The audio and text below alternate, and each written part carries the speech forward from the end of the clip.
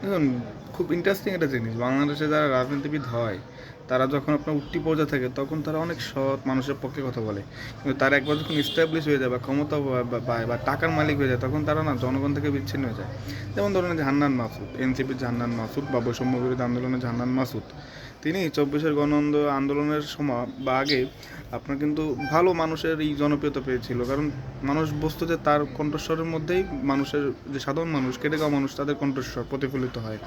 তিনি একটা টক শোতে আপনার তখন বলেছিল যে গ্রামের সবচেয়ে ভাঙ্গা বাড়িটা হচ্ছে আমাদের। হতেই পারে ভাই, সবাই আর্থিক অবস্থা হতেই পারে মানুষের, কিন্তু এই হান্নান মাসুদি আপনার এই বেশ কিছুদিন আগে মানে অভ্যুত্থানের পরে আপনার একটা অনুষ্ঠানে সে বলতেছে যে গ্রামের সবচেয়ে বড় বাড়িটা হচ্ছে আমাদের। তা আমাদের বাড়ির মধ্যে 3টাই পুকুর, মানে তাহলে কত বড় বাড়ি, বিশাল ব্যাপার, বিশাল ব্যাপার স্যাপার। তা এটা হয় কীভাবে? মানে আপনি তো ২৪-এর আগে বললেন যে সবচেয়ে ছোটো ভাঙ্গা বাড়িটি আপনাদের, এখন বলতেছেন যে সবচেয়ে বড় বাড়িটা আপনার।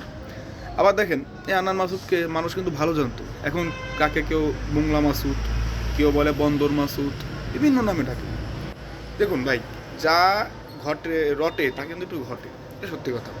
আপনার তার লাইফ স্টাইল চেঞ্জ হয়ে গেছে, আই ডোন্ট কেয়ার যে তার লাইফ স্টাইল চেঞ্জ হয়ে গেছে। যদি সৎ পথ ইনকাম করে, অবশ্যই তাকে আল্লাহ আরও দিক।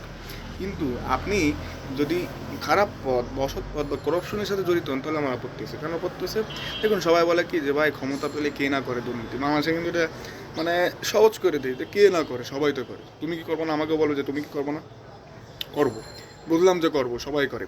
কিন্তু আপনি তো ২৪-এর আন্দোলনের সময় বলেছে, আপনি তো ২৪ আন্দোলনের সময় আমাদের স্বপ্ন দেখিয়েছিলেন যে এগুলো আর হবে না, করাপশন হবে না, লিঙ্কিং হবে না, সব কিছুতে স্বচ্ছতা থাকবে, ট্রান্সপারেন্সি থাকবে। তাহলে আপনারা কেন করতেছেন? আমার প্রশ্নটা এটা।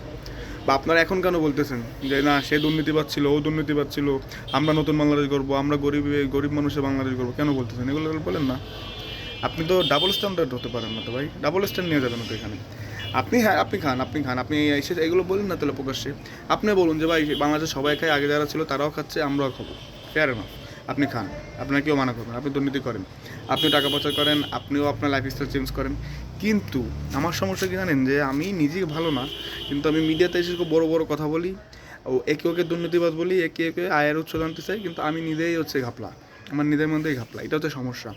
সো হান্নান মাসুদ যদি সত্যিকার অর্থে যদি সে ৭০-৮০ হাজার টাকা ইনকাম করে থাকতো এই আপনার এই টিউশনি করে, তাহলে এ তো অনেক ভালো কথা। তার মেধা আছে, মেরিট আছে, এই নিয়ে আমার কোনো প্রশ্ন নেই। সেই নিয়ে আপনার মাসে ১০ লাখ ২০ লাখ টাকা ইনকাম করুক, কিন্তু তার ইনকামে যদি স্বচ্ছতা না থাকে এবং মানুষ যাকে এখন যে নামে ডাকে বা তাকে তার বিভিন্ন পোস্টে হার দেয়, এটা যদি সত্যি হয়, তাহলে এখানে আমার গুরুতর আপত্তি রয়েছে।